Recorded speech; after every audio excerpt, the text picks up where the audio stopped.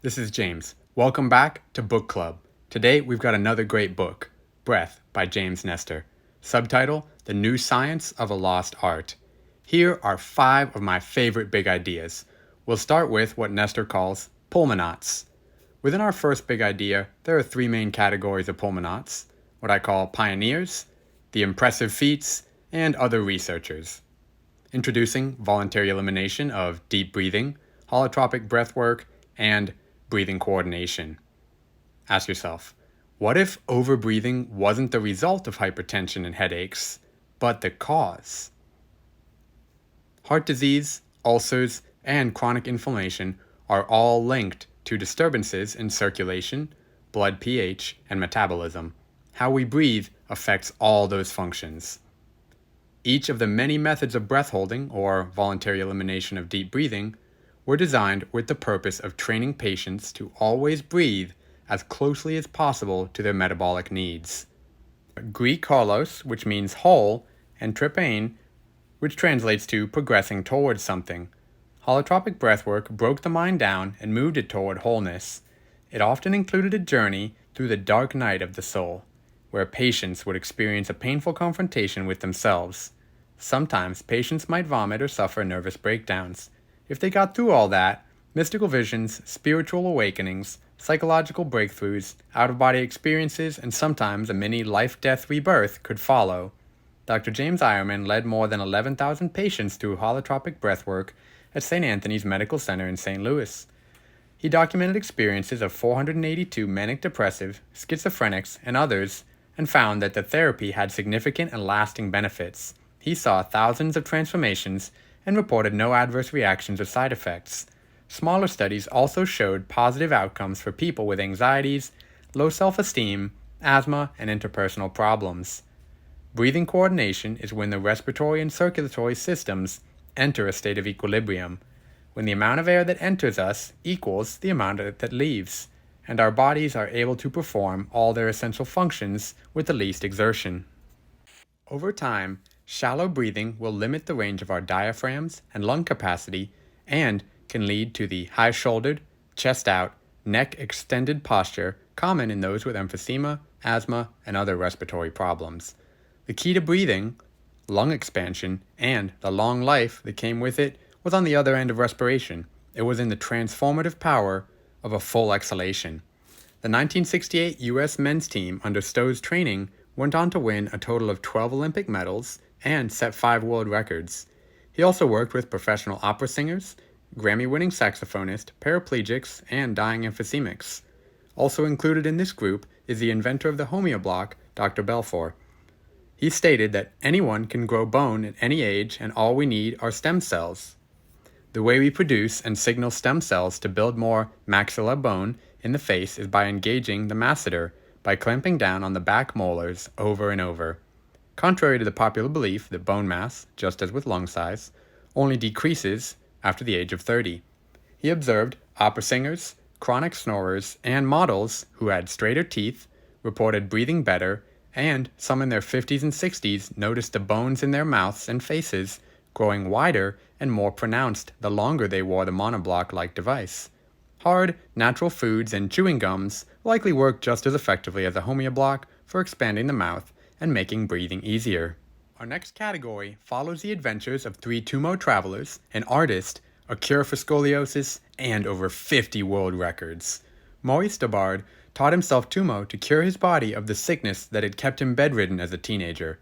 By his 20s, the doctors had given up on healing his tuberculosis, chronic lung inflammation, and other illnesses, so he decided to heal himself. His greatest feat, he said, was helping others with illnesses heal themselves. And he was Wim Hof before it was cool.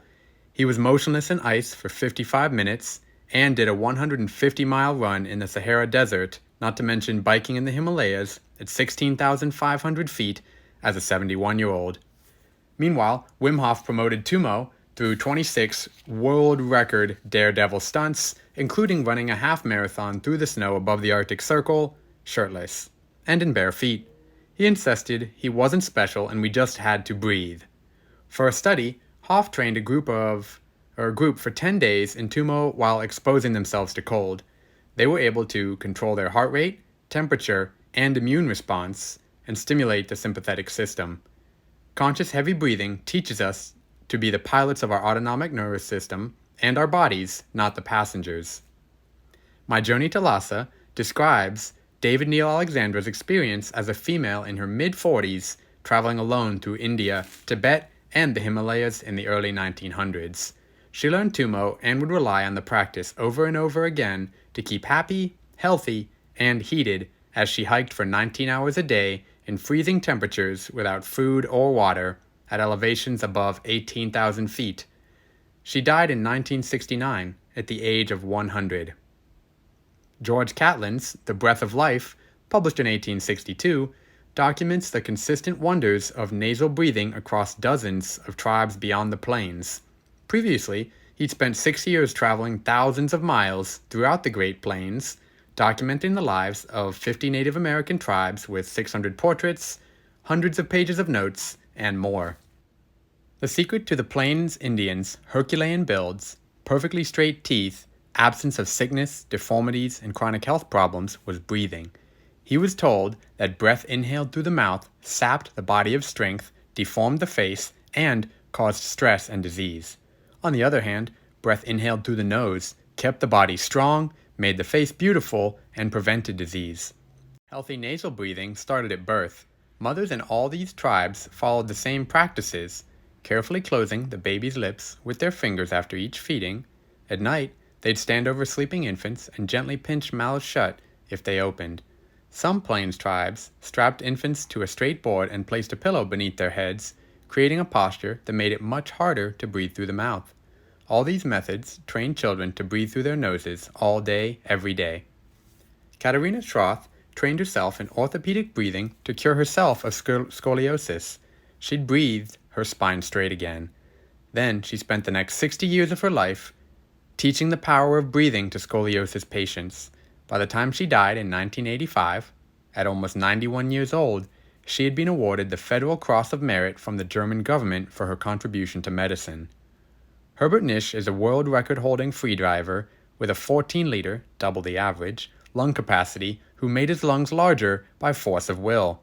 Emil Zatopek broke Czech national records for 2,000, 3,000, and 5,000 meters. He also won gold in 5,000 and 10,000 meters and the marathon at the 1952 Olympics. He would go on to claim 18 world records, 4 Olympic golds, and a silver.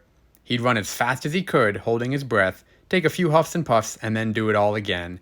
This became known as hypoventilation. James Councilman trained swimmers to hold their breath for as many as 9 strokes, instead of 2 or 3. This resulted in the greatest performance by a U.S. Olympic swim team in history.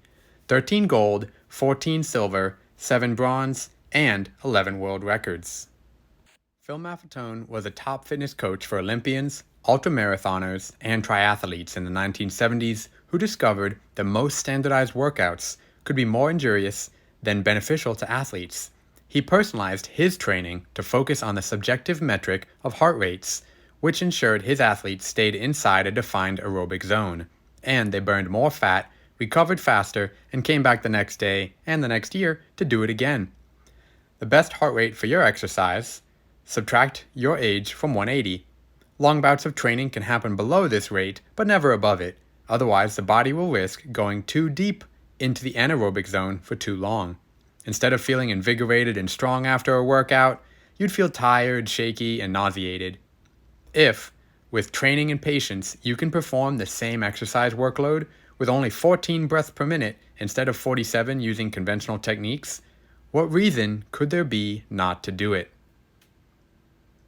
As a trainer to elite athletes, Dr. John Duryard was convinced that mouth breathing was hurting his clients. He proved it with professional cyclists breathing through their mouths first, then their noses. Simply training yourself to breathe through your nose could cut total exertion in half and offer huge gains in endurance. The athletes felt invigorated while nasal breathing rather than exhausted. They all swore off breathing through their mouths ever again. When you see yourself running faster every day with your breath rate stable, you will begin to feel the true meaning of the word fitness. These researchers talk about breathing, why not to mouth breathe, soft food, and some solutions. First, we'll look at the vagus nerve, a meandering network within the system that connects to all the major internal organs. It was found that many maladies are communication problems along the vagal and autonomic network brought on by chronic stress, not problems with individual organs. Willing ourselves to breathe slowly will open up communication along the vagal network and relax us into a parasympathetic state. Breathing really fast and heavy on purpose flips the vagal response the other way, shoving us into a stress state. It teaches us to consciously access the autonomic nervous system and control it to turn on heavy stress specifically so that we can turn it off and spend the rest of our days and nights relaxing and restoring, feeding and breathing. Breathing is the less invasive form of vagus nerve stimulation. Breathing less offered huge benefits. If athletes kept at it for several weeks, their muscles adapted to tolerate more lactate accumulation, which allowed their bodies to pull more energy during states of heavy anaerobic stress and, as a result, train harder and longer. Other reports showed hypoventilation training provided a boost in red blood cells, allowing athletes to carry more oxygen and produce more energy with each breath. When we breathe too much, we expel too much carbon dioxide, and our blood pH rises to become more alkaline. When we breathe slower and hold in more carbon dioxide, pH lowers and blood becomes more acidic. Straying from a blood pH of 7.4 may result in the kidneys buffering, a process in which an alkaline compound called bicarbonate is released into the urine. Perpetuating this temporary fix results in the renal buffering depleting the body of essential minerals like magnesium, phosphorus, potassium, and more, where nothing works right. Nerves malfunction, smooth muscle spasm, and cells can't effectively create energy. Constant buffering also weakens the bones, which try to compensate by dissolving their mineral stores back into the bloodstream. Possible osteoporosis and increased risk of bone fractures could result. When people hyperventilate, there is something very strange happening. In essence, they are taking in too much air, but the sensation that they get is shortness of breath, choking, air hunger, as if they're not getting enough air. It's almost like a biological system error. Willing the body to breathe less air appeared to correct that system error. In 2014, Alicia Murray had 120 random asthma sufferers keep their carbon dioxide levels at a healthy level of 5.5% for a month. 80% of them raised resting carbon dioxide level and experienced significantly fewer asthma attacks, better lung function, and a widening of their airways.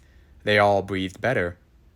A state of perpetual distraction causes breathing to become shallow and erratic, sometimes not breathing for a half minute or longer. Up to 80% of office workers suffer from continuous partial attention, never really focusing on any specific task, what Dr. David Anderson and Dr. Margaret Chesney call email apnea. Similarly, Dr. Justin Feinstein believes that people with anxiety likely suffer from communication problems between the chemoreceptors and amygdalae and could unwittingly be holding their breath throughout the day. Only when the body becomes overwhelmed by carbon dioxide would their chemoreceptors kick in and trigger an emergency signal to the brain to immediately get another breath. The patients would reflexively start fighting to breathe. They'd panic. The most efficient breathing rhythm occurs when both the length of respirations and total breaths per minute were locked into a spooky symmetry. 5.5 seconds for inhales, followed by 5.5 second exhales, which works out almost exactly to 5.5 breaths a minute. Whenever subjects followed this slow breathing pattern, blood flow to the brain increased and the systems in the body entered a state of coherence. When the functions of the heart, circulation, and nervous system are coordinated to peak efficiency, the optimal amount of air we should take in at rest per minute is 5.5 liters. This is the perfect breath. This resonant breathing required no real effort, time, or thoughtfulness and was private. It didn't involve meditating, yoga, or even getting off the couch or praying. Japanese, African, Hawaiian, Native American, Buddhist, Taoist, and Christian, all these cultures and religions had somehow developed the same prayer techniques, requiring the same breathing patterns, and they all likely benefited from the same calming effect. Robert Corricini researched how the transition to soft food resulted in faces narrowing, teeth crowding, and jaws falling out of alignment. This malocclusion often coincides with breathing problems, and 90% of us have some form of this disease of civilization. More obstruction developed in the airways of those who had worn braces and other devices longer or had more teeth extracted. Dr. John Mew identified a pattern that was sadly a common sequel to fixed orthodontic treatment and invented the BioBlock. Over the course of 6 months, it could expand children's airways by up to 30%. Mouth breathing contributed to periodontal disease and bad breath and was the #1 cause of cavities, even more damaging than sugar consumption, bad diet, or poor hygiene. Also a cause and a contributor to snoring and sleep apnea. When the nose is denied regular use, it will atrophy. Nose breathing benefits include the sinuses releasing a huge boost of nitric oxide, a molecule that plays an essential role in increasing circulation and delivering oxygen into cells. Immune function, weight, circulation, mood, and sexual function can all be heavily influenced by the amount of nitric oxide in the body. James Nestor, along with other doctors, have recommended mouth taping at night instead of the surgeries that frequently have short-term results. He used 3M NextCare Durapore durable cloth tape, an all-purpose surgical tape with a gentle adhesive because it was comfortable, had no chemical scent, and didn't leave residue. The next big idea reiterates the research. Here is James Nestor's experience with the Stanford experiment. After just 240 hours of breathing only through our mouths, catecholamine and stress-related hormones spiked, blood pressure was through the roof, and heart rate variability plummeted. By night, the constant flow of unpressurized, unfiltered air flowing in and out of our gaping mouths collapsed the soft tissue in our throats to such an extent that we both began to experience persistent nocturnal suffocation. Blood sugar levels weren't affected. Cell counts in the blood and ionized calcium remained the same, as did most other blood markers. Nagging fatigue, irritation, testiness, anxiety, horrid breath, and constant bathroom breaks were some of the symptoms he experienced. And he says the day Olson and I removed the plugs and tape, our blood pressure dropped, carbon dioxide levels rose, and heart rates normalized. Within 2 days, neither of us was snoring at all. Our third big idea has been relatively elusive because the evidence is centuries old. The Morton collection and the Paris catacombs contain ancient skulls with significant structural superiorities relative to modern skulls with regards to breathing. This evolution explains why our backs ache, feet hurt, bones are growing more brittle, and why we're breathing so poorly. The brain took the space it needed to stretch out from the front of our faces, introducing the protruding nose. Also, the larynx would descend in the throat to accommodate vocal communication. More nimble and flexible tongues made it easier to control the nuance and structure of sounds, so the tongue slipped farther down the throat and pushed the jaw forward. Research from the 19th and 20th centuries pointed to vitamin deficiencies, but the problem had less to do with what we were eating than how we ate it. In comparing the ancient skulls to the modern skulls, they found the opposite growth pattern. Chins had recessed behind foreheads, jaws were slumped back, sinuses shrunken. All the modern skulls showed some degree of crooked teeth. Even though none of the ancient people ever flossed, brushed, or saw a dentist, they all had straight teeth, all had enormous forward-facing jaws, and expansive sinus cavities with broad mouths. The nasal apertures are the 2 holes in the back of the throat that connect to the nasal passages, and they were twice as large as today.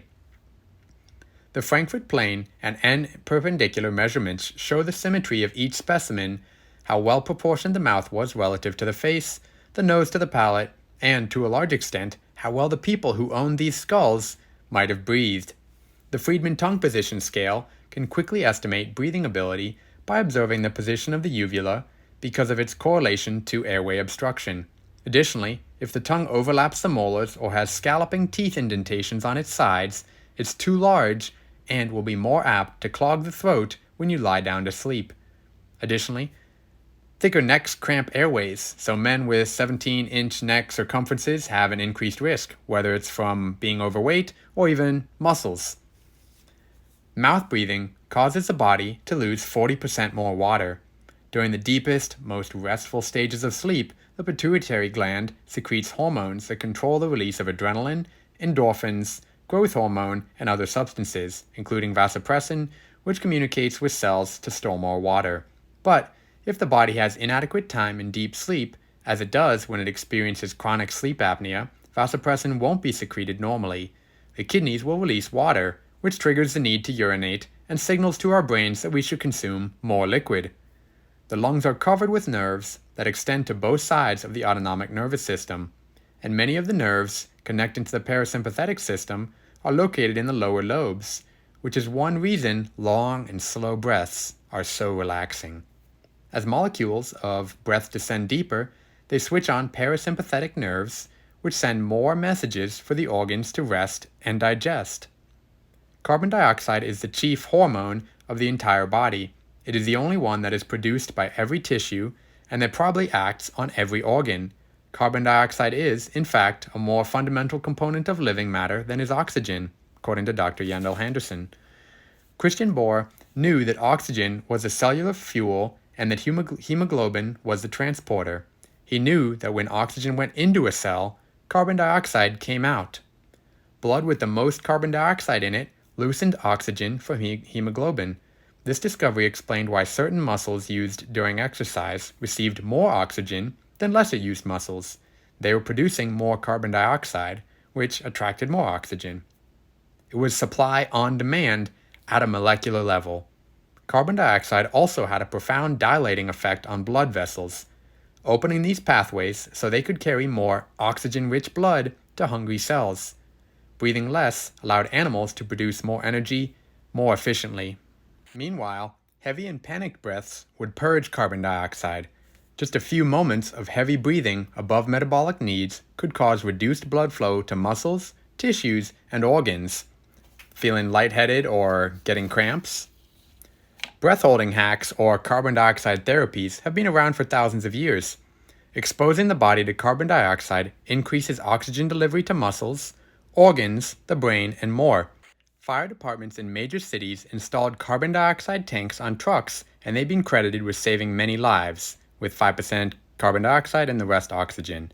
Blends of 30% carbon dioxide became a go-to treatment for anxiety, epilepsy, and even schizophrenia. David Webb, a 58-year-old who used bronchodilators up to 20 times a day, along with steroids, ended up with macular degeneration. Within 3 months of learning how to breathe less, he was using no more than 1 inhaler puff a day, and he'd cut out steroids entirely. The worldwide annual market for asthma therapies is $20 billion, but drugs can have horrendous side effects, including deteriorating lung function, worsened asthma symptoms, blindness, and increased risk of death. Nadi Shodhan is also known as channel purification or alternate nostril breathing, is how the balance influenced by the nasal cycle can be controlled. Our bodies operate most efficiently in a state of balance, pivoting between action and relaxation, daydreaming, and reasoned thought. The right nostril speeds up circulation, increases body temperature, cortisol levels, blood pressure, and heart rate. It activates the sympathetic nervous system, fight or flight. It also feeds more blood to opposite hemisphere of the brain, specifically to the prefrontal cortex, which has been associated with logical decisions, language, and computing.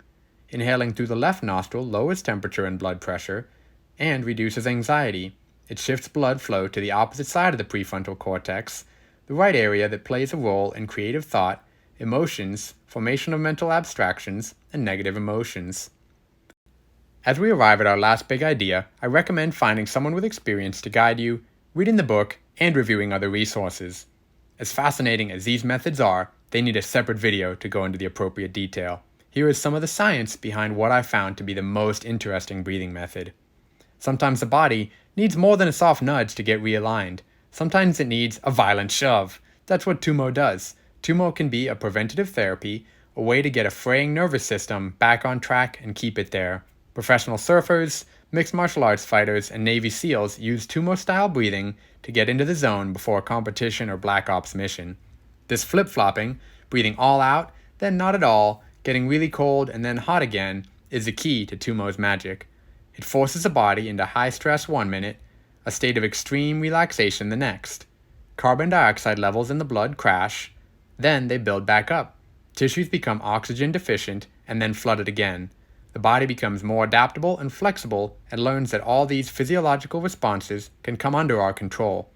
Conscious heavy breathing allows us to bend so that we don't get broken. This practice of heavy breathing, along with regular cold exposure, releases the stress hormones adrenaline, cortisol, norepinephrine on command. The burst of adrenaline gave heavy breathers energy and released a battery of immune cells programmed to heal wounds, fight off pathogens, and infection.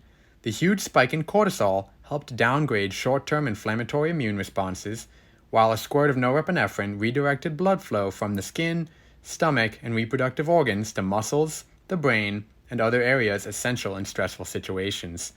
Tumor heated the body and opened up the brain's pharmacy, flooding the bloodstream with self-produced opioids, dopamine, and serotonin. All that with just a few hundred quick and heavy breaths. This has been James Nestor's Breath. Thank you for tuning in. Now tell me, what was your favorite big idea? What is something you can take and apply to your life? Let me know in the comments below. And remember to like, comment, and subscribe.